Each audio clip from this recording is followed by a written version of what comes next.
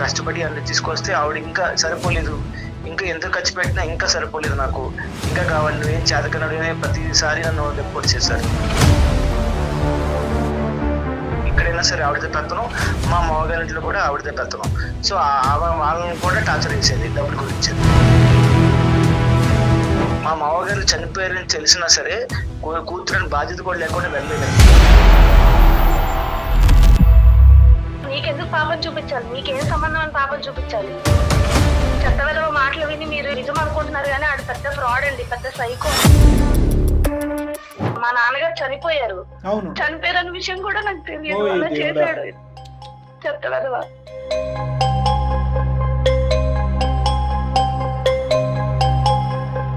వాళ్ళ ఫాదర్ ని బతుకున్నంత సేపు డబ్బులు డబ్బులు నాకు ప్రతిసారి అడిగేది. ఏం మాట్లాడుతున్నాను, చెప్పు తీసుకొని కొడతాను నీకు. ఇతనేం చేస్తుంటారండి? కట్నం తీసుకుంటూ ఉంటారు. నువ్వు ఎన్ని నంగనాచి కబుర్లు ఆడినా వాళ్ళు నమ్ముతారేమో కానీ నేను నమ్మను సార్. ఆవిడ అన్ని అబద్ధాలు చెప్తుంది సార్. మరి అబద్ధం ఏంటో, నువ్వు ముద్దు పెట్టుకోబోతుంటే అమ్మాయి కొడుతున్నట్టు ఫీల్ అయిందా? నువ్వు రివర్స్లో చెప్తున్నావు ఏంటి మాకు స్టోరీ? ఆ అమ్మాయికి గట్టిగా వార్నింగ్ ఇచ్చేసి నీకు విడాకులు కూతుర్ని తీసుకొచ్చి ఇచ్చేస్తాం అనుకున్నావా? Home delivery. మా ఫ్యామిలీ నుంచి నా కమ్యూనికేషన్ ఆఫ్ చేసి నన్ను హౌస్ అరెస్ట్ చేశాడండి ఒక 3 months. అది బ్రతికే ఒక అబద్ధం. అమ్మాయి డబ్బులు ఇవ్వని అన్నారు కదా, అందుకే మేము మీకు మాట్లాడుతున్నాం, చూడడం కదా, అందుకే నా తమ్ముడు ఇప్పుడు కూడా నన్ను శత్రువులా చూస్తున్నాడు.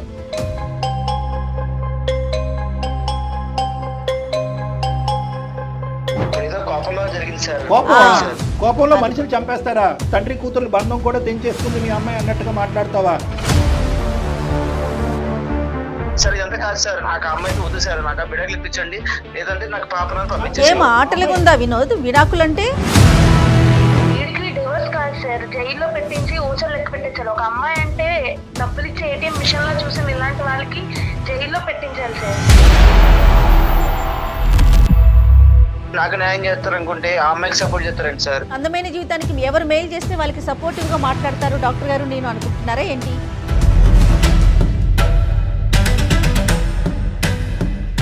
అందం, ఆరోగ్యం, ఆత్మవిశ్వాసం అనూస్తో సాధ్యం. ట్రాన్స్ఫర్మేషన్ సర్వీసెస్ పైన flat 50% discount. Anoos since 1982. Anoos skin and hair clinic సమర్పించు అందమైన జీవితం కార్యక్రమానికి స్వాగతం. నమస్తే కళ్యాణ్ గారు. వినోద్ అని మనకి మెయిల్ చేశారండి. వైఫ్ అండ్ హస్బెండ్ మధ్య ఇష్యూ. ఈ ఇష్యూలు కాస్త ఏమవుతుందంటే పిల్లలు ఉన్నారే వాళ్ళ మీద ప్రభావం పడుతుంది అని ఆలోచించట్లేదండి. ఎవరికి బలం ఎక్కువ ఉంటే వాళ్ళు తీసుకుని వెళ్ళిపోవటం, వాళ్ళ దగ్గరే ఉంచుకోవటం, సెకండ్ పార్ట్నర్కి చూపించకపోవటము, కలవనీయకపోవటము, ఇలాంటి ఇష్యూస్ ఉంటే మనం ఫస్ట్ ప్రయారిటీ ఇస్తాము. ముఖ్యంగా మీతో మాట్లాడించేస్తే అది సార్ట్ అవుట్ అవుతుంది అనే ఒక ఉద్దేశంలో కాల్ చేస్తాను.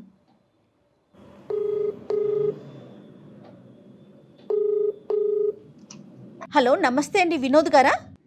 అవునండి, ఎవరండి? నేను జయానండి, సుమన్ టీవీ అందమైన జీవితం ప్రోగ్రామ్ నుంచి కాల్ చేస్తున్నాను.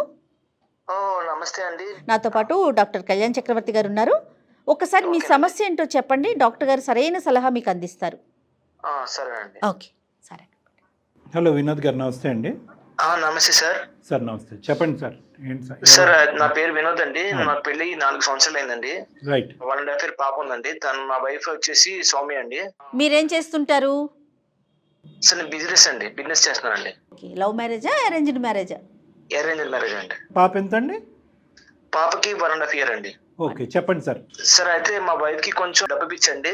అంటే ఎక్కువ ఖర్చులు చేయడం, లగ్జరీగా బతకాలనుకోవడం, ఇప్పుడు నాకు ఇది కావాలి అది కావాలని చెప్పడం, అందరితో కొంచెం కంపేర్ చేసుకోవడం, పక్కింటి వాళ్ళు ఎలా ఉన్నారు, ఎదురింటి వాళ్ళు ఎలా ఉన్నారు అని కంపేర్ చేస్తూ ఉంటే కొంచెం గొడవలు అయినాయి సార్. పాప పుట్టిన తర్వాత కూడా ఇంకా ఎక్కువైంది సార్. అంటే మా అన్నయ్య కొంచెం సాఫ్ట్వేర్ సార్, నేనైతే బిజినెస్ అండి. మా అన్నయ్య కొంచెం ఎక్కువ సంపాదిస్తారు నా మీద. సో మా అన్నయ్య వాళ్ళు కూడా చూసారు, వాళ్ళందరూ గొప్పలు అయిపోయారు, మనం ఇంకా ఇక్కడే ఉన్నాము, లగ్జరీ లైఫ్ కావాలి నాకు అని చీటింగ్ మరి గొడవ పడేది సార్. తనేం చేస్తుంటారండి? తను ఏమైనా జాబ్ చేస్తారా? లేదండి, ఆవిడ హౌస్ వైఫ్. ఓన్లీ ఖర్చు పెట్టడమే తను. నేను తప్పు చెప్పినా సరే నన్నే కావాలని టార్గెట్ చేయడం, నువ్వేం చేతకాని పడివి, నువ్వేం చేయడం లేదు, నువ్వేం సంపాదించడం లేదు. అంటే మీరు మామూలుగా వినోద్ గారు అంటే ఇంటికి సంబంధించిన అవసరాలు కానీ ఖర్చులు కానీ ఆమె యొక్క అవసరాలు కానీ ఇవన్నీ దగ్గరుండి మిగతా అన్నీ చూసుకుంటారా, లేదంటే ఆవిడ ఖర్చు ఎక్కువ మీ పీనాస్థానం ఎక్కువ, అంటే మీరేమైనా పీనాస్థానం చూపెడతారా?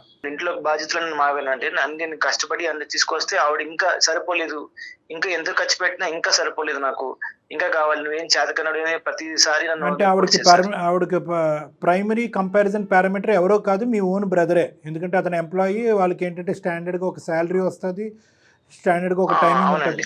Okay okay. బిజినెస్ ఎక్స్పాండ్ అయిన తర్వాత మనకు లైఫ్ లో సెటిల్ అవ్వచ్చు. ఇప్పుడే కంగారుకు మనకి ఇంకా టైం ఉంది కదా, కొంచెం 2 years 3 years తర్వాత మనకి బిజినెస్ కూడా పెరుగుతుంది, అప్పుడు దాకా వెయిట్ చేయంటే లేదు నాకు లగ్జరీగా పోవాలి. మీరు ఒంటరిగా ఉంటారా, మీతో పాటు ఎవరు ఉంటారు? మీ బ్రదర్ వాళ్ళ వైఫ్ కూడా మీతోనే ఉంటారా? లేదండి, వాళ్ళు వేరేగా ఉంటారు, మేము సపరేట్ గా ఉంటాం. నన్ను ఒక్కనే కదా సార్, వాళ్ళ ఇంట్లో వాళ్ళు కూడా ఉంటుంది. మా మామగారు కూడా కొంచెం, ఆయన రిటైర్ అయిన ఎంప్లాయీ, ఆయన కూడా ఆరోగ్యం బాగుండేది కాదు, ఆయన కూడా చాలా ఇబ్బంది పెట్టేదండి డబ్బుల గురించి. సో మీరన్నా ఇవ్వండి, నేను అల్లుడితో ఉండలేకపోతున్నాను అని చెప్పేసి మీరన్నా డబ్బులు ఇవ్వండి అని చెప్పి ఆయన కూడా టార్చర్ పెట్టేది. మా బాబుమరిది చిన్నపిల్లడు అండి, అంటే కొంచెం టీనేజ్ అబ్బాయి, ఎక్కడైనా సరే ఆవిడతో పెత్తనం, మా మామగారి ఇంట్లో కూడా ఆవిడతో పెత్తనం. సో వాళ్ళని కూడా టార్చర్ చేసేది డబ్బుల గురించి. ఆయన ఉన్నప్పుడు కూడా ఆయన ఒక్క రోజు కూడా మెన్షన్ ఉండేది కదండి, ప్రతి రోజు ఫోన్ చేసి నాకు డబ్బులు పంపిస్తారా లేదా, ఇక్కడ అల్లుడు ఇలా చూసుకోవట్లేదు, చేతకాని చేశారని చెప్పేసి ఆయన్ని టార్చర్ పెట్టడం, నన్ను టార్చర్ పెట్టడం. ఓకే, టార్చర్ పెట్టి డబ్బుల గురించి. అతను ఉన్నారండి మీ మామగారు? అప్పుడు లేరండి, ఆయన చనిపోయారు. ఆ తర్వాత ఇలా రోజు గొడవలు వేయడం వల్ల పాప కూడా సరిగ్గా చూసుకునేది కదండి, పాప గురించి కూడా నేను గొడవ పడేవాడిని. నువ్వు సరే మనందరం అయితే గొడవ పడుతున్నాము, పాపలను సరిగ్గా చూసుకోవాలంటే లేదు అని చెప్పేసి ఆ పాప గురించి కూడా గొడవ పడేదండి. అలా గొడవ పెరిగేప్పటికి పాపని తీసుకుని వాళ్ళ పుట్టింటికి వెళ్ళిపోయిందండి. వైఫ్ మీ పాప మీతో లేరా? లేరండి. ఏ కారణం చూపెట్టి వెళ్ళిపోయింది అమ్మాయి? అదేనండి, నేను సంపాదించట్లేదు, పాపను కూడా సరిగ్గా చూసుకోలేవు, నువ్వు చేతకున్నవి. సంపాదించట్లేదు అంటుందా, లేదంటే తన ఖర్చులకి మీ సంపాదన సరిపోవట్లేదు అంటుందా? తన ఖర్చులు సంపాదన సరిపోవట్లేదు అంటున్నా. సార్ ఇంకో విషయం చెప్పాలండి, మా అమ్మాయి ఎటువంటి క్యారెక్టర్ అంటే, మా మామగారు చనిపోయారని తెలిసినా సరే కూతురని బాధ్యత కూడా లేకుండా వెళ్ళలేదండి. అంటే ఆయన బతుకున్నప్పుడు సాధించింది, డబ్బులు ఇవ్వలేదని చెప్పేసి చనిపోయినప్పుడు కూడా చూడడానికి కూడా వెళ్ళలేదండి. నేనే వెళ్ళి దగ్గరుండి మా బావగారికి చూసుకున్నానండి అప్పుడు. సో అంటే తను అడిగినప్పుడల్లా ఆ డబ్బు ఇవ్వలేదనే కోపంతో తండ్రి చనిపోయిన తర్వాత కూడా వెళ్ళలేదా? ఆమె వెళ్ళలేదండి. మరీ టూ మచ్ అండి. పాపను చూడడానికి వెళ్తున్నా సరే పాపను కూడా చూపించేది కాదండి, ఫోన్ లో కూడా మాట్లాడించేది కాదు. ఇలా సంవత్సరం నుంచి అడుగుతూనే ఉన్నాను, ఒక్కసారి ఇంటికి రండి, మనం మాట్లాడుకుందాం, ఇంటికి నుంచి మాట్లాడుకుందాం అంటే లేదు, నీకు నాకు సంబంధం లేదు, పాపను కూడా చూపించను, పాపకి నీకు సంబంధం లేదని చెప్పి అలా గొడవ కూడా చేసేదండి. పోనీ విడాకులు తీసుకుందాం అంటే దానికి ఒప్పుకోవడం లేదండి. విడాకుల వరకు వెళ్ళిపోయిందండి. అంటే మీరు ప్రపోజ్ చేశారా విడాకులు తీసుకుందాం అని చెప్పి? మరి సంవత్సరం నుంచి తను ఎటువంటి ప్రపోజల్ ఓకే, సంవత్సరం బట్టి రాలేదు అని చెప్పి ఈ మధ్య కాలంలో మీరు విడాకులు అని అడిగారా? అవునండి. దానికి ఆవిడ ఏమంటది? విడాకులు వద్దు అని అంటది, కానీ ఇక్కడ ఎటువంటి మార్పు వస్తే కనుక పాపను తీసుకుని మళ్ళీ మీ దగ్గరకు వస్తానంటది. ఆవిడకి ఏం కావాలి అంటే మీరు ఇంకొన్ని కోట్లు సంపాదించాలా? అవునండి. అంటే ఇప్పుడు మా అన్నయ్య కోటీశ్వరుడు కదండి, నేను కూడా అట్లా ఎక్కువ సంపాదించి ఆవిడని చూసుకోవాలి. మీరు కోటీశ్వరుడు అవడానికి ఇంకో 10 సంవత్సరాలు పట్టినా కూడా ఆవిడ అక్కడే ఉంటది, మీరు ఇక్కడే ఉండాలి అప్పటి వరకు. అవునండి. అందుకని నాకు విడాకులు ఇప్పించండి సార్, లేకపోతే కనీసం నా పాపను నాకు దగ్గర పంపించండి, అందుకోసం సార్ అంతా. మీరు అనేది ఏంటంటే కనుక మీ భార్య అయితే మీకు వద్దు సార్, ఎందుకంటే ఆవిడ యొక్క ఖర్చు అవనియండి, ఆవిడ యొక్క డిమాండ్స్, మెంటాలిటీస్, తండ్రి చనిపోయినా కూడా చూడటానికి వెళ్ళినటువంటి కూతురు మీ భార్య కింద వద్దు సార్. కూతురు అయితే కావాలి, మీకు కూతురు కావాలి సార్. ఆ అమ్మాయి పేరెంట్స్ తో మాట్లాడారండి, వాళ్ళ మదర్ ఉన్నారు కదా, వాళ్ళతో ఎవరితో మాట్లాడారా మీరు? వాళ్ళందరికీ ఈవిడ మెంటాలిటీ తెలుసు కదా, వాళ్ళు ఏమంటారు? వాళ్ళ తమ్ముడికి ఇప్పుడే తెలిసింది సార్, ఈ మధ్యనే కొంచెం వాళ్ళ అక్క గురించి తెలిసిందే, ఫాదర్ లేరు సార్, చనిపోయారని చెప్పాను కదా. వాళ్ళ మదరు వాళ్ళ తమ్ముడు చెప్పింది కదా సార్, ఇవిడ దగ్గర పెత్తనం, వాళ్ళు మాట్లాడించేది కాదు సార్ అసలు. పెత్తనం ఓకేలేండి, కానీ అట్లీస్ట్ బాబు అల్లుడు గారు ఇలా ఉంది, ఇంట్లో పరిస్థితి ఇలా ఉంది, ఈ అమ్మాయి ఇలా అంటుంది, ఇన్ని రోజుల తర్వాత తను మీ దగ్గరకు వస్తుంది, మీరు ఇబ్బంది పడకండి, పాప ఇక్కడ బాగానే ఉంది, ఏదో ఒకటి అంటే వాళ్ళ సైడ్ ఉండేటటువంటి వాళ్ళు మీకు ఓదార్చడానికి, ఈ పెళ్లి విడిపోకుండా ఉండడానికి ఏమైనా జాగ్రత్తలు తీసుకుంటున్నారా? వాళ్ళు మాట్లాడారు సార్, కానీ ఆ అమ్మాయి నా సైడ్ వ్యతిరేకంగా చెప్పేది సార్, నేనేదో ఆమెను ఇబ్బంది పెట్టినట్టు, నేనేదో ఆమెను సరిగ్గా చూసుకున్నట్టు చెప్పేది సార్. సో అక్కడ బాగా బ్రెయిన్ వాష్ చేసింది కాబట్టి వాళ్ళు కూడా ఎవరికి మీకు కౌన్సిల్ చేయట్లేదు, ఆ అమ్మాయికి ఏం చెప్పట్లేదు. అవును సార్, డైవర్స్ నోటీస్ పంపించాను సార్, దానికి కూడా రిప్లై లేదు సార్. ఓహో, దానికి కూడా రిప్లై లేదండి? లేదు సార్. అంటే ఆవిడకి ఇష్టం లేదు. అంటే డైవర్స్ అనేది ఆబ్జెక్టివ్ కాదు, మీ ఆబ్జెక్టివ్స్ అయితే క్లియర్గానే ఉన్నాయి. డైవర్స్ కావాలి, పాప నా దగ్గరికి కావాలి, ఆవిడతో ఎటువంటి సంబంధం ఉండకూడదు అనేది మీ ఆబ్జెక్టివ్స్ క్లియర్గా ఉన్నాయి. ఆ అమ్మాయి ఒక ఆబ్జెక్టివ్ మీరు చెప్పిన దాన్ని బట్టి ఏంటంటే డైవర్స్ అయితే నాకు వద్దు కానీ అని చెప్పి నెక్స్ట్ ఏం కావాలో తెలియట్లేదు. నెక్స్ట్ పాప కావాలా, మీరు కావాలా, మీరు అందరూ కలిపి ఒక కుటుంబం కావాలనేది ఆ అమ్మాయి చెప్పట్లేదు. సో కొంచెం మాకు కన్ఫ్యూజన్ గానే ఉంది. కానీ చాలా ఇష్యూస్ చూస్తాం కళ్యాణ్ గారు, బహుశా మరి మీ దాకా వస్తాయేమో. భర్త వద్దు లేదా భార్య వద్దు, డివోర్స్ మాత్రం ఇవ్వరు. మరి అది ఏదైనా కక్ష సాధింపు అనుకుంటారో ఏంటో, మరి అది ఎందుకు అట్లా డెసిషన్ తీసుకుంటారు? మీరు అంటే మీ ఉద్దేశం ఏంటండి అందమైన జీవితానికి మీరు మెయిల్ పెట్టడానికి? మేడం అది నాకైతే పాప కావాలి మేడం, ఒక్కసారి కూడా కలవలేదు. నాకు ఆ అమ్మాయితో నేనైతే ఉండలేదు మేడం. ఆవిడ నన్ను టార్చర్ పెట్టింది. అర్థమైంది. మేము ఎవరితో మాట్లాడాలి? అమ్మాయితో మాట్లాడాలా లేదంటే మీ అత్తగారితో మాట్లాడాలా? ఆ అమ్మాయితో మాట్లాడండి సార్ ఒకసారి. మాట్లాడి అమ్మ నువ్వు దయచేసి విడాకులు ఇచ్చేసి పాపను అతనికి ఇచ్చేయనాలా? అంతే సార్. ఎట్లా కుదురుతుంది? అలా కాదు, నువ్వు నీ కండిషన్స్ ఏంటో చెప్పు. ఇంకో మీరు వినోద్ అట్లీస్ట్ ఇక్కడ ఇది ఒక సంప్రదింపు. విడాకుల గురించి అమ్మ నువ్వు విడాకులు అని చెప్పేటటువంటి ప్లాట్ఫామ్ కాదు ఇది. ఇదిగో నాకు ABCD కారణాల వల్ల నాకు నువ్వు నచ్చట్లేదు, ఇందులో ఎటువంటి మార్పు రాలేదు అని చెప్పి ఏమైనా కండిషన్స్ మీ తరపున ఏమైనా కండిషన్స్ చెప్పాలనుకుంటే చెప్పండి. ఆ తర్వాత లేదు కాదు కూడదంటే విడాకుల గురించి మాట్లాడదాం. నాతో కలిసి ఉంటారంటే పర్వాలేదు సార్, కానీ ఆవిడ కలిసి ఉండదు సార్. ఆవిడది నేను చూసినాక సార్ 4 సంవత్సరాల నుంచి పెళ్లి అయింది మాకు. ఆవిడ గురించి నాకు తెలుసు సార్, ఆవిడ మారదు సార్. అందుకని కనీసం పాపలను ఇప్పించండి, లేకపోతే విడాకులను ఇప్పించండి. అన్నిటికంటే పెద్ద ప్రాబ్లం ఏంటో తెలుసా మేడం, మధ్యవర్తిత్వం చేసి బ్యాలెన్స్ తీసుకురావడానికి ఎవరి ప్రయత్నం లేదు ఇక్కడ. అవునండి. పెద్దలు అనేవాళ్ళు ఏమైపోయారు నాకు అర్థం కావట్లేదు. పెద్దల పంచాయతీ అంటారు, కౌన్సిలింగ్ అంటే 100 రెట్లు బలమైనటువంటి ఒక శక్తి. చాలా వరకు మన క్లినిక్ వరకు రాకముందే 90% ఇక్కడ ఏంటంటే ఆ అమ్మాయి ఎవరు పెద్దవాళ్ళ మాట వినాలి అని అనుకోవట్లేదు. ఈ అబ్బాయి తన మనసులో ఉన్న భావాన్ని ఆ అమ్మాయికి ఎలా కమ్యూనికేట్ చేయాలనేటువంటి ఈ లోపల ఈ అబ్బాయి మనసు విరిగిపోయింది, అసలు బంధమే వద్దనుకుంటున్నాడు. ఆ అమ్మాయి గుర్తున్నాడో లేదో ఇతను అసలు ఒక తండ్రిగా. అంతే కదా. సరే ఒకసారి మరి మాట్లాడతారా, మరి మీ మిస్సెస్ కి కాల్ చేస్తారా? మాట్లాడతారండి. మీరు కాల్ చేసి మమ్మల్ని కాన్ఫరెన్స్ లోకి తీసుకోండి. దయచేసి లైన్ లో వేచి ఉండండి. The person you are speaking with has put your call on hold. Hello, ఏం చెప్పు. ఏంటి సౌమ్య, నేను ఎన్నిసార్లు ఫోన్ చేసినా ఫోన్ ఎత్తవు. నేనేమో డైవర్స్ పంపించాను, దానికి రిప్లై ఇవ్వవు నువ్వు. ఏం మాట్లాడాలి నీతో? ఎందుకు నీకెందుకు పాపని చూపించాలి? నీకేం సంబంధం అని పాపని చూపించాలి?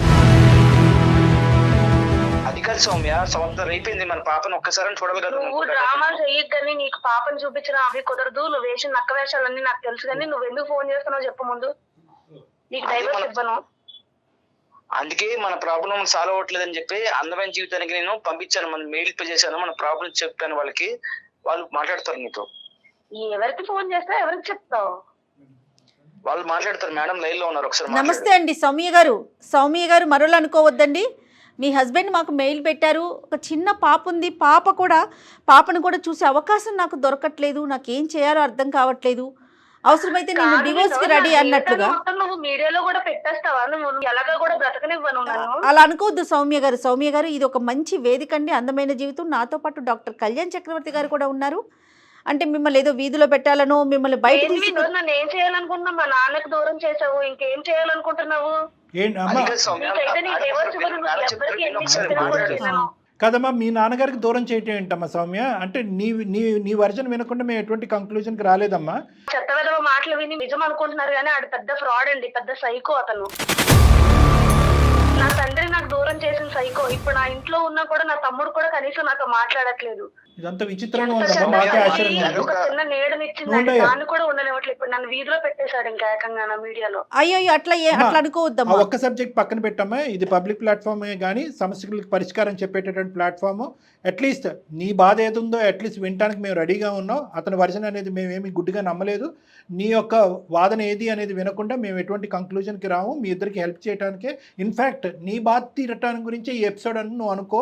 మీ తండ్రి దగ్గర నుంచి కూడా నిన్ను దూరం చేశాడన్నో. అసలు ఏం జరిగిందమ్మా? మా నాన్నగారు చనిపోయారు. అవును, ఆ చనిపోయిన విషయం కూడా నాకు తెలియకుండా చేశాడండి నన్ను. Oh my God.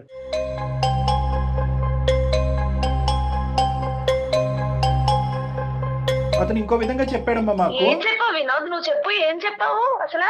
ఏం చెప్పావు? మాకేం చెప్పావో చెప్పు వినోద్. పాపం చూపిట్లే, ఏం చెప్పావు నువ్వు అసలు? అదంతా వదిలేసే, వాళ్ళ తండ్రి గురించి నువ్వు మాకేం చెప్పావో చెప్పు నాన్న. వాళ్ళ ఫాదర్ ని బతుకున్నంత సేపు డబ్బులు డబ్బులు నాకు ప్రతిసారి అడిగేది. ఏం మాట్లాడుతున్నావు నువ్వు? పిచ్చి భాష అనేసామంటే చెప్పు తీసుకొని కొడతాను నీకు.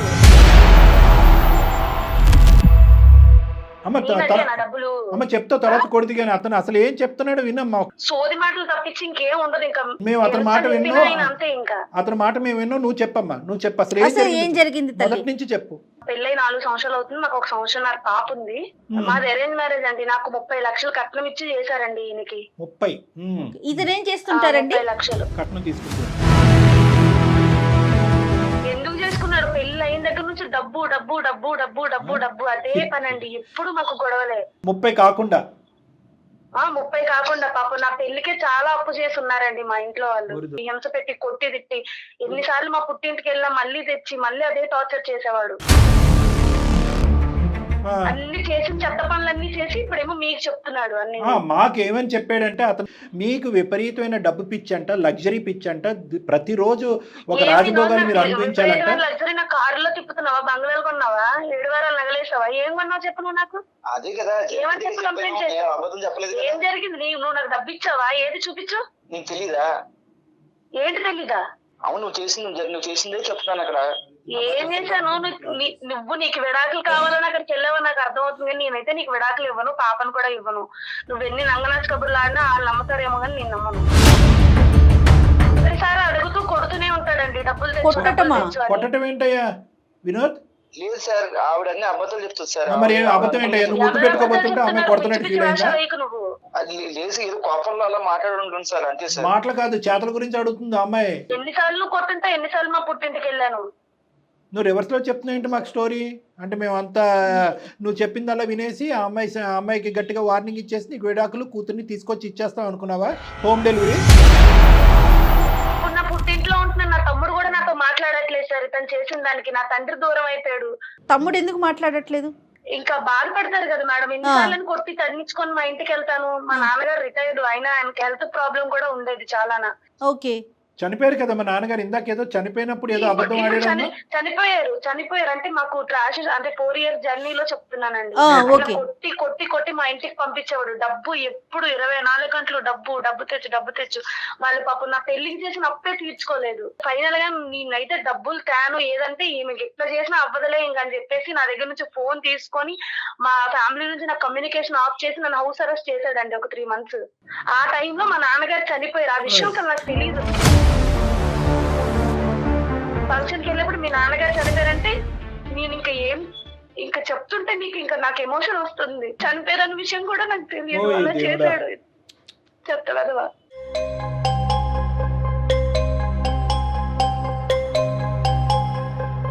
మనిషివేనా? డబ్బు కోసమే. మా నాన్నగారు చనిపోయినప్పుడు కూడా ఆయన నా కూతురు నన్ను చూడడానికి వాళ్ళకి డబ్బు కోసమే ఆయన ఒక ముద్ర వేసి, నా దగ్గర ఫోన్ లేదు, ఏం లేదు, మినిమం కమ్యూనికేషన్ లేదండి మా ఇంట్లో వాళ్ళతో. అది ఎదవ అంత పనికిమాల లేదు, అన్ని చెప్పేది అబద్ధాలే. అది బ్రతికే ఒక అబద్ధం. ఇతను వెళ్ళి మీ అమ్మాయి డబ్బులు ఇవ్వనన్నారు కదా, అందుకే మేము మీతో మాట్లాడుతున్నాం చూడడం కదా, అందుకే నా తమ్ముడు ఇప్పుడు కూడా నాకు శత్రువులా చూస్తున్నాడు. ఆఖరి చూపు కూడా లేకుండా చేశాడు. అదేనమ్మా, అదే ఇప్పుడు డబ్బులు ఇవ్వటాలు, డబ్బులు పుచ్చుకోవటాలు, కట్నాలు ఇదంతా ఒక ఎత్తు అయితే కనుక తండ్రి చనిపోయిన తర్వాత ఆఖరి చూపు కూడా నీకు దక్కకుండా చేశాడు చూడండి. దాన్ని అందుకే నేను ఇంకా బతుకుంటాను కానీ టార్చర్ అంటే ఎటు చూపించాలని నిర్ణయం తీసుకున్నాను.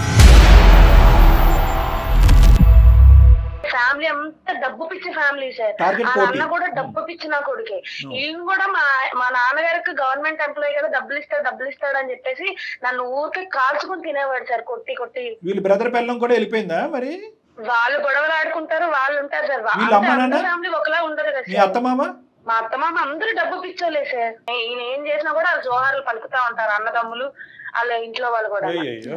చెత్తవేతం వెనకేసుకుని వచ్చి ఈ రోజు మా నాన్న దగ్గర చచ్చిపోయినప్పుడు కూడా నేను చెడ్డయ్యా, ఆయన చనిపోయారు, ఆఖరి చూపు కూడా లేకుండా చేశాడు. ఇప్పటికైనా మీ అమ్మగారికి నిజాలు తెలుసమ్మా? మీ బ్రదర్ కి తెలుసో లేదో నాకు తెలియదు కానీ మీ మదర్ ఇప్పుడు నమ్ముతున్నారు? మా అమ్మగారికి తెలుసండి. మా తమ్ముడు అయితే అసలు నా మాటలు వినిపించుకోవట్లేదు, అసలు నాతో మాటే మాట్లాడాను. నన్ను చిన్న పిల్లోడు కదా, చూసినట్టు ఎటంటే వెళ్ళిపోతుంటాడు. తల్లి వేరు తమ్ముడు వేరు కదమ్మా, వాడు చిన్నోడు అయి ఉంటాడు. కాదు సార్, అమ్మాయి అన్ని అలాగే చెప్తుంది సార్. అలాగంటే ఎలా చెప్తుంది? అసలు అమ్మాయి ఎలాగే చెప్తుంది. నువ్వు ఆగు వినోద్, ఎవరు కట్టకథలు చెప్తున్నారో అర్థం అవుతుందిలే. రెండే ఇష్యూస్ చెప్పు, మనం క్లోజ్ చేసేద్దాం మ్యాటరు. సౌమ్యాని కట్నం అడిగావా లేదా, తర్వాత ఇంకా కట్నం తెమ్మని చెప్పి వాళ్ళ ఇంటి మీద ఒత్తిడి పెట్టావా లేదా? Yes or no? లేదు సార్, వాళ్ళు ఇష్టపడి వాళ్ళు ఏదో వాళ్ళ అమ్మాయి కోసం ఇచ్చుకున్నారు సార్ డబ్బులు అవి. గిఫ్ట్ ఇచ్చారు, తర్వాత నువ్వు అమ్మాయిని ఎప్పుడు కూడా ఇప్పుడు వరకు కట్నం విషయంలో ఎప్పుడు కొట్టలేదు, వాళ్ళ ఇంటికి డబ్బులు తెమ్మని పంపించలేదు. పుట్టింటికి వెళ్ళలేదా తను ఎప్పుడు కూడాను? పుట్టింటి వెళ్ళింది మేడం, అంటే ఏదో గొడవ మాట పెరిగి పుట్టింటి వెళ్ళింది తప్ప అదే ఆ నేను మాట అమ్మాయిని ఏమీ పెరగడం టార్చర్ వెనకాల చేయలేదు కథ మేడం. నీ కట్నం ఆశే కదా. దేనికి కొట్టావో, ఎందుకు పుట్టింటికి వెళ్ళాను అది చెప్పు నువ్వు. నేను ఎప్పుడు కొట్టాను? నువ్వే కదా గొడవ, చిన్న విషయాన్ని గొడవ పడేదాన్ని, పాపను కూడా చూపించలేదు నువ్వు. సార్ ఇదంతా కాదు సార్, నాకు అమ్మాయితో వద్దు సార్, నాకు ఆ బిడ్డలు ఇప్పించండి, లేదంటే నాకు పాపలను పంపించేసి. కాదు, ఏం ఆటలు అమ్మాయి ఉందా వినోద్? విడాకులంటే 30 లక్షల వరకు వచ్చింది, ఇంకో 70 లక్షలు ఇస్తుందంట అమ్మాయి. మేము అమ్మాయిని ఒప్పించి ఆ 70 లక్షలు కూడా తెప్పిస్తాం అమ్మాయి ద్వారా, అప్పుడు ఓకేనా? లేదు సార్, ఆ అమ్మాయి అలాగే అన్ని అబద్ధాలు చెప్పదు సార్, ఆ మాటలు నమ్మకండి మీరు. అమ్మాయి అన్ని అబద్ధాలే, కొట్టడం అబద్ధమే, కట్నం తెమ్మంటం అబద్ధమే. నువ్వు ఇంట్లో బంధించేసి ఫోన్ తీసేసుకుని వాళ్ళ నాన్నగారు చచ్చిపోయారు అన్నప్పుడు కూడా ఆ అమ్మాయికి ఒక ఫోన్ కాల్ వరకు వెళ్లకుండా వాళ్ళ నాన్నగారు ఒక అపోహలో చనిపోవటం అనేది కూడా అబద్ధమే. లేదు సార్, ఆ అమ్మాయి బలంగా చనిపోతే వెళ్ళలేదు సార్, నేనే దగ్గరుండి చూసుకున్నాను సార్. ఆ అమ్మాయి అయితే ఎవరు తెలీదు, ఫోన్ తీసుకొని ఇంట్లో పెట్టేసి అది పంపిస్తే నాకు ఎలా ఇందాక నుంచి తెలుస్తుంది? నువ్వు వెళ్ళి ఇవన్నీ నాన్న ఒక ఎత్తు, దగ్గర తల్లి చనిపోయి పర్ఫార్మెన్స్ కూతురు చేసావు. ఏంటని నాకు అవునండి, నాకు కూడా అది అనిపించింది డాక్టర్ గారు. ఏం బాబు వినోద్, ఇప్పటికైనా నిజాలు చెప్పు, ఎందుకంటే మాకు సంబంధించినటువంటి ఎంక్వైరీస్ కూడా మేము చేసుకుంటాము. ఈ నిజాలు అనేటటువంటిది ఎల్లకాలం దాగి ఉండవు. నువ్వు ఏం చెప్పాలనుకుంటున్నావు ఒకసారి ఫైనల్గా చెప్పు, దాన్ని బట్టి ఏం చేయాలనేది మేము ఆలోచిస్తాం. సౌమ్యకి ఎటువంటి హెల్ప్ చేయాలో చేస్తాం మేము. సరే, ఆ అమ్మాయి చెప్పింది నిజం అనుకోండి, నేను చెప్పిన అబద్ధాలు అనుకోండి, నేను తీసుకున్న అమ్మాయి ఏదో టార్చర్ పెట్టానంటుంది కదా, ఓ నేను అయితే నాతో ఎందుకు ఉండడం, అమ్మాయి విడాకులు ఇప్పించేసండి సార్, లేకపోతే నా పాపను నాకు పంపించండి చాలు, ఇదంతా నాకు వద్దు. అమ్మాయి డబ్బులు ఇస్తే విడాకులు అక్కర్లేదు, డబ్బులు ఇవ్వకపోతే విడాకులు కావాలి, నీది అది రూలు. ఏ మొహం చూసి నీ బిడ్డ నీకేమంటావు?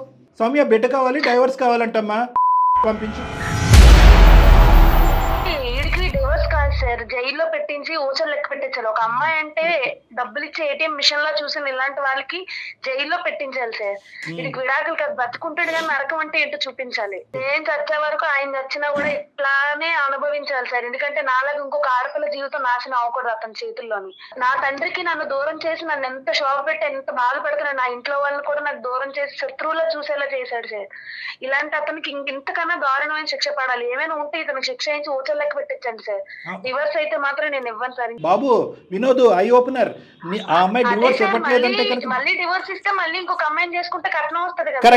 కరెక్ట్. అమ్మా ఇంకొకటి కూడా చెప్తున్నాను, పాప అతనికి రాదని తెలుసండి, కానీ అక్కడ గన్ను పెడితే కనుక డివోర్స్ వస్తుంది. పాపను చూసి సంవత్సరం అవుతుంది సార్, ఒక్కసారి కూడా తన ఫోటో కూడా చూడలేదు సార్ నేను. కానీ పెంచి పెద్ద చేసి అంత పెద్దదాన్ని చేసిన ఆ అమ్మాయికి చివరి చూపు లేకుండా చేశారు కదా మీరు తండ్రిని. అప్పుడు ఆ అమ్మాయి ఎంత బాధపడాలండి? ఇమ్మంటావా టిట్ ఫర్ టాట్? ఈ మాట అనకూడదు, కానీ రేపు పొద్దున నువ్వు ఎక్కడో ఏదో అయ్యావు అనుకో, నీ కూతురు నీ దగ్గర పంపించకపోతే నీకు ఎలా ఉంటుంది? నీకు పశ్చాత్తాపం ఉందా? నీకు మనసు ఉందా? కోపంలో జరిగింది సార్. కోపంలో మనుషులు చంపేస్తారా? ప్లస్ అక్కడికి వెళ్ళి ఇంకో వర్షన్ ఇస్తావా? తండ్రి కూతురు బంధం కూడా తెంచేసుకుంది మీ అమ్మాయి అన్నట్టుగా మాట్లాడతావా? ఎంత కోపం అయ్యా, దేని గురించి క్షమించరాని తప్పది. నీ కోపం కాదు, డబ్బంటే కక్కుర్తి, డబ్బంటే ఆశ. నీకు ఆది మధ్య అంతం లేదు, నీకు ఒక ఆలోచన లేదు నీకు. ఇంకొకటమ్మా సౌమ్య, నువ్వు ఎండ్ అంటున్నావు, అతన్ని ఇలా బాధ పెడతానంటున్నావు, ఇది పద్ధతి కాదమ్మా. నువ్వు నిజంగా అతన్ని శిక్షించాలనుకుంటే కనుక దానికి వేరే మార్గాలు ఉన్నాయి. అసలు డౌరీ హెరాస్మెంట్ కింద భయంకరమైన లీగల్ సిస్టమ్, లా సిస్టమ్స్ ఉన్నాయి. మీరు మీకు ఏదో మెయిల్ చేసి నాకు న్యాయం చేస్తారు అనుకుంటే ఆ అమ్మాయికి సపోర్ట్ చేస్తారండి సార్. నాకు న్యాయం చేయండి సార్, విడాకులు ఇప్పించండి సార్. కాదు వినోద్, అందమైన జీవితానికి ఎవరు మెయిల్ చేస్తే వాళ్ళకి సపోర్టివ్ గా మాట్లాడతారు డాక్టర్ గారు నేను అనుకుంటున్నారా ఏంటి? నా సైడ్ కూడా ఆలోచించండి. ఏంటి నీ సైడ్ ఆలోచించేది? ఏం ఆలోచించేది? ఒక తండ్రి నువ్వు ఇంకా అమ్మాయి స్థానంలోకి వెళ్ళి నిలబడి ఒక 2 నిమిషాలు కొద్దిగా మానసికంగా ఒక పశ్చాత్తాపం చూపెట్టయ్యా, అరే నీ తండ్రిని నిన్ను దూరం చేశాను, మీ తండ్రి చనిపోయిన నా ఆఖరి చూపు దక్కలేదని చెప్పి ఇప్పుడు కూడా డివోర్స్ కావాలని అదే పాఠం పాడుతున్నావు నువ్వు. ఆ అమ్మాయి చేస్తే కనుక నువ్వు ఓసలు లెక్క పెడతావు తెలుసా? సార్ సెక్షన్లు కేసులు పెడుతున్నారు, కొంచెం నా సైడ్ ఆలోచించండి సార్. పాపను తిప్పించండి సార్. కనీసం ఒక మెట్టు దిగేవు. ఇప్పుడు ఫస్ట్ కట్నం అన్నావు, కట్నం ఇవ్వకపోతే డైవర్స్ అన్నావు, డైవర్స్ లేదంటే కనుక పాపని ఇప్పించమంటున్నావు. ఇవన్నీ వస్తువులా? డబ్బులతో కొనుక్కునేటటువంటి వస్తువులా? ఇదేమైనా వ్యాపారమా? నువ్వు చేసేటటువంటి వ్యాపారమా? ఇప్పుడు అతను బతిమాలుకుంటున్నాడు డైవర్స్ కావాలని చెప్పి. ఏంటి నీ ఫైనల్ గా నీ మాట ఏంటి? డైవర్స్ అయితే ఇవ్వను సార్. ఇప్పుడు మళ్ళీ కలిసి ఉంటే మా తమ్ముడిని మా అమ్మను కూడా నా నుంచి దూరం చేసేసి మళ్ళీ డబ్బు పిచ్చి, ఇప్పుడు ఆల్రెడీ మా తమ్ముడు మా అక్కకి డబ్బు పిచ్చి మా నాన్న రాలేదు అన్నట్టు నన్ను చేశారు సార్. ఇంకా మళ్ళీ అదే అనుకున్నాను. అది కాదు సౌమ్య, మనం ఆడుకుందాం. ఏదో మీకు కావాలంటే మీ ఇంటికి నేను వస్తాను. సో మీ అమ్మగారితో మీ తమ్ముడితో నేను మాట్లాడతాను. నీ తప్పు ఇప్పుడు ఎలాగో నీకు న్యాయం చేయాలని చెప్పి అందమైన జీవితం కాల్ చేసి ఇప్పుడు మేడం సార్ సపోర్ట్ తోని నేను లీగల్ గా ప్రొసీడ్ అవుతానులే. మంచి మాట. రైట్ అమ్మ, మేము చెప్పేది కూడా నువ్వు ఆల్రెడీ చెప్పేసావమ్మా. చాలా సంతోషం అమ్మా. ఇలా జీవితాలు సర్వనాశనం చేసేటటువంటి నీలాంటి వాళ్ళందరికీ గుణపాఠం చెప్పేటటువంటి ఒక గొప్ప ఎపిసోడ్ ఇది. ఏదో గొడవలు వచ్చేసి చిన్న మాట మాటిపోయి అలాగైంది సార్. నాకు తప్పుని తెలుసుకుంటాను సార్. కొంచెం ఒక్కసారి మాత్రం మా అమ్మాయి సార్ నా గురించి మాట్లాడారు. నువ్వు చెప్తావు, నువ్వు ఇవన్నీ దొంగ మాటలు అన్ని చెప్పేసి ఇప్పుడేమో లాస్ట్ లోనేమో నీ నిజ స్వరూపం బయట పడిపోయిన తర్వాత చెప్తున్నావు వాళ్ళకి.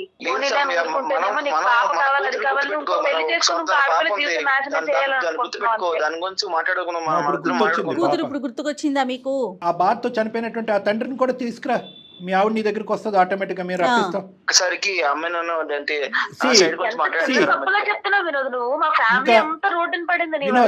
అతను అందమైన జీవితం యొక్క టార్గెట్ ని మిస్అండర్స్టాండ్ చేసుకుని మాకు ఈమెయిల్ పంపించాడు. మేము కూడా సాక్ష్యాధారాలు వెరిఫై చేస్తాం. మేము కూడా కొంతమందిని కాంటాక్ట్ చేస్తాం. తర్వాతే మేము ఒక కంక్లూజన్ రావటం అని జరుగుతుంది. పూర్తిగా న్యాయం నీ సైడ్ ఉంది సౌమ్య. నీకు మేము సపోర్ట్గా నిలబడతాం. నిన్ను బతిమాలటం కానీ నిన్ను అతని దగ్గర పంపించడం అనేటటువంటి ప్రయత్నం మేము చేయం. ఒకప్పుడు మేము చేసినా కూడా నువ్వు వినేటటువంటి పొజిషన్లో లేవు, ఎందుకంటే నరక యాతను నువ్వు అనుభవించావు కాబట్టి. ఈ ఫోన్ కాల్ పెట్టేసిన తర్వాత జయ మేడంతో నువ్వు టచ్లో ఉండాలి. ఎందుకంటే కనుక మేము లీగల్ హెల్ప్ ఎక్కడి నుంచి నీకు సపోర్టివ్గా ఉంటుంది అనేటటువంటి కొన్ని హెల్ప్ కూడా మీ గైడెన్స్ కూడా మేము ఇవ్వటం అనేది జరుగుతుంది. ఓకేనా సౌమ్య? ఇప్పుడు మనం ఆడుకోవాలి. ఎంతైనా సరే మన ఇద్దరు భార్య భర్తలు. సో దీంట్లో మూడో వ్యక్తి రాకూడదు కదా. సో వాళ్ళకి న్యాయం చేస్తారు. మరి మమ్మల్ని ఎందుకు ఈమెయిల్ పంపించేవయ్యా? మరి మేము మూడో వ్యక్తులే కదా. మేము మూడో వ్యక్తులు కాదా? మీ ఫ్యామిలీ మెంబర్స్? నీకు కావాల్సిన న్యాయం నీకు కావాలి. నీకు కావాల్సినటువంటి కట్న న్యాయం కానీ, నీకు కావాల్సిన డివోర్స్ న్యాయం కానీ, నీకు కావాల్సినటువంటి బిడ్డ న్యాయం కావాలి. దేవుడు ఎక్కడైతే న్యాయం చేయాలనుకుంటాడో అక్కడే న్యాయం జరుగుతుంది. ఆ అమ్మాయికి ఇప్పుడు న్యాయం జరగాలి. ఆ అమ్మాయికి కాదు, నీ బిడ్డకు కూడా న్యాయం జరగాలి. ఆ విధంగా మేము ఫైట్ చేస్తాం. ఆ అమ్మాయి నేను నచ్చి చెప్తాను, ఒక్కసారి పంపించండి సార్, మాట్లాడమని సార్. మీరు న్యాయం చేస్తారని మీకు చేశాను సార్. మేము నీకు ఆల్రెడీ న్యాయం చాలా చేస్తాం. నీ మాటలు చాలా విన్నాం, నీ కాకమ్మ కబుర్లు చాలా విన్నాం. డబ్బు కక్కుర్తి పడినటువంటి ఒక ఆడదాన్ని శిక్షించండి అంటూ మాకు పంపించినటువంటి ఈమెయిల్ మేము చాలా తరువుగా చదివాం. ఒక భయంకరమైనటువంటి ఆడదాని దగ్గర నుంచి నాకు విముక్తి కలిగించండి అనేటువంటి డివోర్స్ ఇప్పించండి అనే అంశాన్ని కూడా చాలాసేపు విన్నాం. ఇంకా వినాలి అని మేము అనుకోవట్లేదు. ఆ అమ్మాయికి న్యాయం ఏ విధంగా న్యాయం జరగాలో ఆ అమ్మాయి చేయడానికి మేము రెడీగా ఉన్నాం. సౌమ్య, నువ్వు మా కాంటాక్ట్లో ఉండమ్మా. మా నెంబర్ కూడా ఇప్పుడు మెసేజ్ పంపిస్తారు. మీ నెంబర్ మా దగ్గర ఉంది, మేడం పంపిస్తారు. నా సైడ్ గురించి ఆలోచించండి. నీ సైడ్ గురించి చాలా ఆలోచించాం, కానీ మేము ఇంత కఠినంగా ఎప్పుడు కూడా వ్యవహరించలేదు. కానీ ఇంత భయంకరమైనటువంటి పరిస్థితికి ఇదే న్యాయం అన్నట్టుగా మేము గట్టిగా నమ్మిన తర్వాత ఇది చెప్తున్నాం. నీకేమీ అన్యాయం జరగలేదు. ఆ అమ్మాయికి పూర్తి అన్యాయం జరిగింది. ఆ అమ్మాయికి న్యాయం ఇప్పటికైనా జరిగింది. కానీ అసలు ఎంత అంటే వాళ్ళు ఎవరు మెయిల్ పెడితే వాళ్ళ వైపు వెళ్ళిపోతుంది అట్లా అనుకుంటున్నారు ఏంటో. మేము ఎవరు అంటే ఫస్ట్ ముందు మేము చెప్తే మాదే నిజం అట్లా అనుకుంటారు కదా డాక్టర్ గారు. అది ఒకటి. ఈమెయిల్ పంపించిన ఒకటి. పోనీ ఈమెయిల్ పంపించిన తర్వాత మన ఫోన్ కాల్ ఆన్సర్ చేసిన తర్వాత నాన్న నీకేంటి అన్యాయం జరిగిందంటే అతని సైడ్ నుంచి ఒక 10%, 20%, 25% నా సైడ్ కూడా ఈ కట్నం గురించి కక్కుత్తు పడ్డాను, ఈ విధంగా హింసించాను, బాధపడ్డాను అనేటటువంటి మాట అంటే నీకేమైనా బుద్ధి ఉందా అయ్యా? అలా మాట్లాడతారా నీ భార్య నీకు అని అన్నా ఒక విధంగా ఉండేది. అతను కట్నం సబ్జెక్ట్ తీయలేదు. వాళ్ళ తండ్రి చనిపోయినటువంటి సబ్జెక్ట్ను మార్చేశాడు. క్రూరాతి క్రూరంగా ఒక భార్యని డిస్క్రైబ్ చేశాడు. అసలు కనికరం లేనటువంటి డబ్బు పిశాచి అన్నట్టుగా డిస్క్రిప్షన్ ఇచ్చాడు. పైపెచ్చి ఏంటంటే కాంప్రమైజు, నెగోసియేషను, కౌన్సిలింగ్ అనే పదాలు కాకుండా భార్య డిలీటెడ్. ఎందుకంటే కట్నం రానటువంటి భార్య నాకు ఇమీడియట్ గా డిలీట్ అయిపోవాలి. డివోర్స్ ఇస్తే కనుక నేను పరిగెట్టుకుని ఇంకో అమ్మాయిని చేసుకుంటాను. కూతుర్ని గిఫ్ట్ గా పంపించండి. చూడండి, ఇంత కక్కుర్తి అయినటువంటి మనిషి, ఇటువంటి మనస్తత్వం, దయాదాక్షిణ్యాలు లేనటువంటి ఈ మనిషితో ఏ ఆడదాన్ని పంపిస్తామండి? తండ్రి చనిపోయిన తర్వాత కూతుర్ని పంపించలేదండి. చెప్పకపోవటం విషయం చెప్పకపోవటం డాక్టర్ గారు విషయం చెప్పకపోవటం చాలా బాధాకరమైన విషయం కదా. సౌమ్యకి పూర్తి మద్దతు ఇద్దాం మనం. కానీ డాక్టర్ గారు మీరు పాపని తీసుకెళ్లే ఉద్దేశం అతనికి లేదండి. ఓన్లీ డివోర్స్ కోసమే. కాకపోతే ఆ అమ్మాయిని మనకి ఎరగా చూపిస్తున్నాడు అంతే. వదులుతాడనేసి. సో సౌమ్యతో నేను మాట్లాడి తనకి హెల్ప్ చేద్దామండి. నమస్తే.